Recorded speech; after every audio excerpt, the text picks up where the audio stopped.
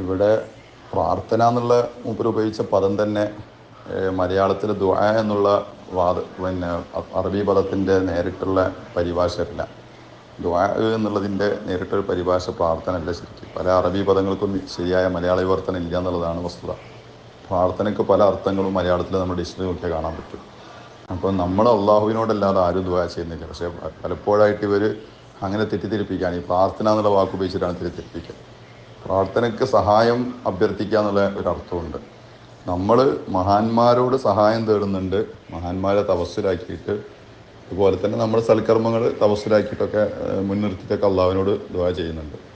അള്ളാഹുവിനോട് തന്നെയാണ് സുന്നികൾ ഇക്കാലം അത്രയും ദുആ ചെയ്തിട്ടുള്ളൂ. ഇമാമുമാർ നമ്മളെ പഠിപ്പിച്ചത് അങ്ങനെയാണ്. പിന്നെ മഹാന്മാരെ സഹായം നമുക്ക് തേടാൻ പറ്റുമെന്നാണ്. അവിടെയാണ് നമ്മുടെ വിശുദ്ധ ഖുർആനിലെ സൂറത്തുൽ ഫാത്തിഹയിലേക്ക് നമ്മൾ വരേണ്ടത്.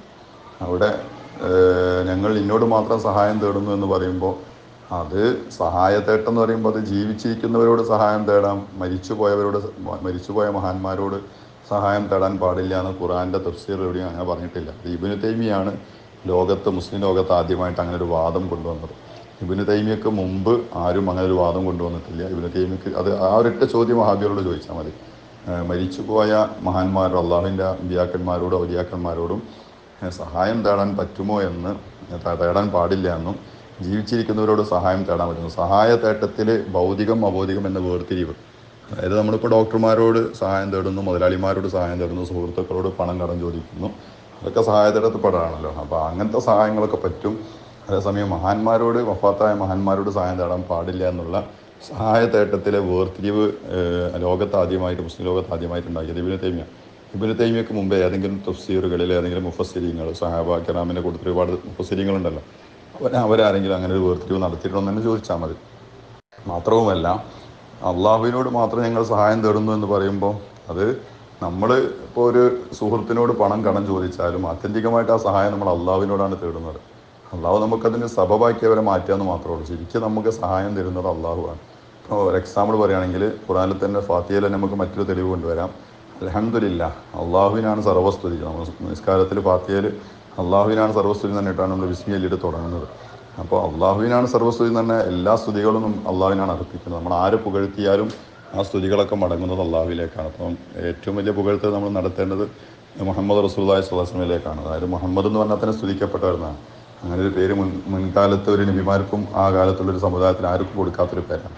അപ്പം പ്രകീർത്തിക്കപ്പെടുന്നവർ എപ്പോഴും ഇങ്ങനെ പ്രകീർത്തിച്ചുകൊണ്ടേയിരിക്കുകയാണ്. അള്ളാഹു തന്നെ നബിസ്താസിനെ പ്രകീർത്തിച്ചുകൊണ്ടിരിക്കുന്നു, മലായിക്കത്ത് പ്രകീർത്തിച്ചുകൊണ്ടിരിക്കുന്നു, ലോകത്ത് കോടാനുകോടി ജീവജാലങ്ങൾ നബിസ്താസിനെ പ്രകീർത്തിച്ചുകൊണ്ടിരിക്കുന്നു. അപ്പോൾ പ്രകീർത്തിക്കുക എന്ന് പറയുമ്പോൾ, സ്തുതിക്കുക എന്ന് പറയുമ്പോൾ അള്ളാഹുവിന് മാത്രമല്ല സ്തുതി അർപ്പിക്കാനും ഖുർആനിൽ പറഞ്ഞിട്ട്. അള്ളാഹു തന്നെ പറഞ്ഞത് അള്ളാഹുവിനാണ് സർവ്വസ്തുതി എന്നാണ്. പിന്നെ നമ്മൾ നബിസ്താസിനെ സ്തുതിക്കുന്നത് എന്തുകൊണ്ടാണ്?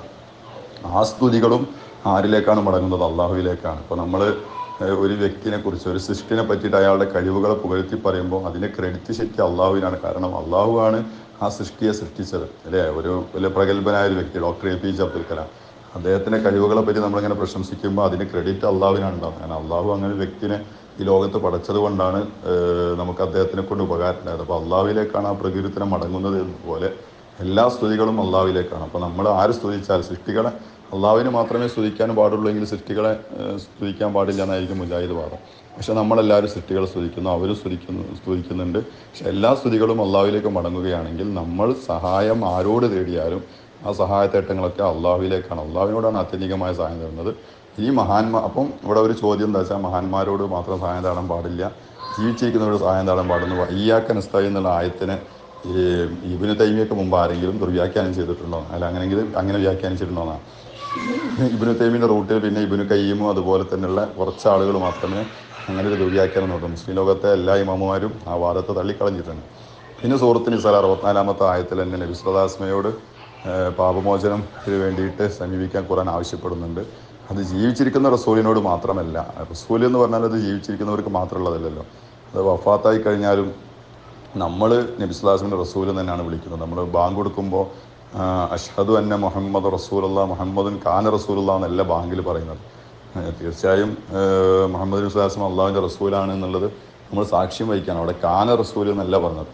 അതുപോലെ തന്നെ നമ്മൾ എവിടെ പരിശോധിച്ചാലും ലഖദ് ജാഅക്കും റസൂലുൻ മിൻ അൻഫുസിക്കും അസീസുൻ അലൈഹി, അവിടെ പറയുന്നത് നിങ്ങൾക്ക് ഒരു റസൂല് വന്നിരിക്കുന്നു എന്ന് പറഞ്ഞാൽ ആ റസൂല് ജീവിച്ചിരിക്കുന്നവർക്ക് മാത്രം വരുന്നതല്ല. മുഅ്മിനീങ്ങളുടെ കാര്യത്തിൽ അങ്ങേയറ്റം പിന്നെ ദുഃഖിതനാകുന്ന, പിന്നെ അവർക്ക് റഊഫ് റഹീമുമായ റസൂല് വന്നിരിക്കുന്നു പറഞ്ഞാൽ റഊഫ് റഹീം, റസൂലിൻ്റെ ഒരു വിശേഷണം തന്നെ അവിടെ കൊടുത്ത് റഊഫ് റഹീം എന്നാണ്.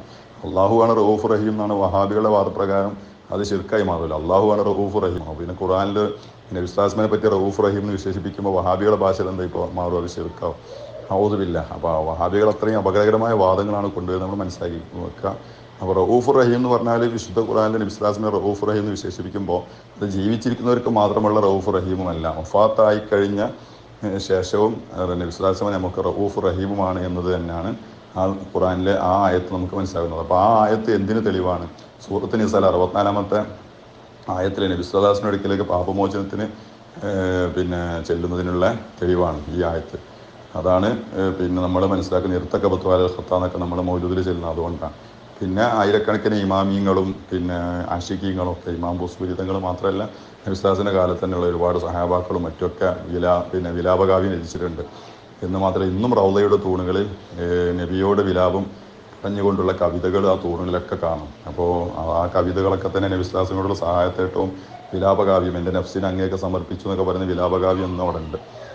ഇമാം നവവി തങ്ങളൊക്കെ അത്തരം ഈ ആയത്തൊക്കെ, ഞാൻ നേരത്തെ പറഞ്ഞ സൂറത്ത് നിസാ 64-ാമത്തെ ആയത്ത് ഉദ്ധരിച്ചുകൊണ്ട് അതിനെ മഹാത്മ്യം പറഞ്ഞുകൊണ്ടൊക്കെ പിന്നെ നബി സ്വല്ലല്ലാഹു അലൈഹി വസല്ലമയോട് സഹായം തേടുന്നതിനെ കുറിച്ചൊക്കെ തെളിവായി കൊണ്ടുവന്ന ആയത്താണ്. ഇമാം നവവി തങ്ങളും ഇമാം ഇബ്നു കസീർ തങ്ങളടക്കമുള്ള മഹാന്മാർ. അപ്പോൾ ഇതിനൊന്നും കൂടുതൽ തെളിവിൻ്റെ ആവശ്യമില്ല. പിന്നെ മഹാന്മാരെ ഖബറുകൾക്ക് ബറക്കത്തുണ്ട് എന്നുള്ളതിന് അനവധി തെളിവുകൾ ഖുർആനാണെങ്കിലും ഹദീസുകളാണെങ്കിലും മഹാന്മാരുടെ ചരിത്രമെടുത്ത് പരിശോധിച്ചാണ് കാണാൻ പറ്റും. ഇമാം ബുഖാരി തങ്ങളൊക്കെ താരീഖുൽ കബീർ എഴുതാൻ വേണ്ടി മാത്രം ബുഖാറയിൽ നിന്നും മദീനയിലെ റൗള ഷരീഫിലേക്ക് ആയിരക്കണക്കിന് കിലോമീറ്ററുകൾ താണ്ടി അവിടെ വന്നിരിക്കണമെങ്കിൽ അത് ഉസ്താദിൻ്റെ ഖബറിന് ബർക്കത്തുണ്ടായത് കൊണ്ടും അവിടുന്ന് ബർക്കത്ത് പുണ്യം പ്രതീക്ഷിച്ചുകൊണ്ടുമാണ്. അതുമാത്രമല്ല, നബി ഉസ്താദിൻ്റെ പിന്നെ ഹദീസിൽ തന്നെയുള്ളത് എൻ്റെ ഖബറിൻ്റെയും മിമ്പറിൻ്റെയും ഇടയിലുള്ള സ്ഥലം സ്വർഗീയ പൂങ്കാവനമാണെന്നാണ്. അത് എൻ്റെ വീടിൻ്റെയും ഖബറിൻ്റെ ഇടയിൽ നിന്ന് അങ്ങനെ റിപ്പോർട്ടുണ്ട്.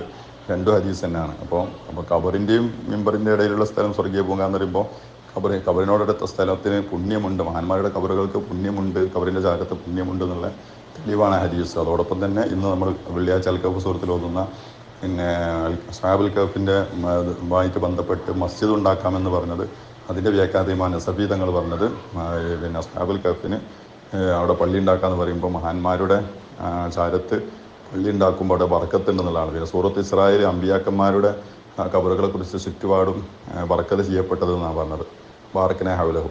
അപ്പോൾ അങ്ങനെയൊക്കെ നമ്മൾ പരിശോധിച്ച് കഴിഞ്ഞാൽ ഖുർആൻ ആഴത്തിൽ പഠിക്കണം, അത് പഠിക്കേണ്ടവരടുത്ത് പഠിക്കണം. ഏതെങ്കിലും പിന്നെ ഖുർആൻ പരിഭാഷ എടുത്ത് വായിച്ചാൽ അമാനി മൗലവിയാണ് അവിടെ ഏറ്റവും വലിയ റെഫറൻസ്. അതും ആ അമാനി മൗലവി തന്നെ എൻ്റെ ഖുർആൻ പരിഭാഷ അവർ തിരുത്തുന്ന തിരക്കിലാണ്. അപ്പോൾ അവർക്ക് ഒരു സ്വന്തമായിട്ട് എന്തില്ല, ഒരു ഇമാമുമാരോ റെഫറൻസ് ആയിട്ടുള്ള വഴികാട്ടികളൊന്നും ഇല്ല. അതുകൊണ്ട് നമ്മൾ ഇത്തരം വാചക കസർത്തുകളിൽ ചെന്ന് വീഴാതെ നമ്മൾ സത്യത്തിൻ്റെ റൂട്ടിൽ പിടിച്ചു നിൽക്കുക ഇൻഷാ അല്ലാഹ്.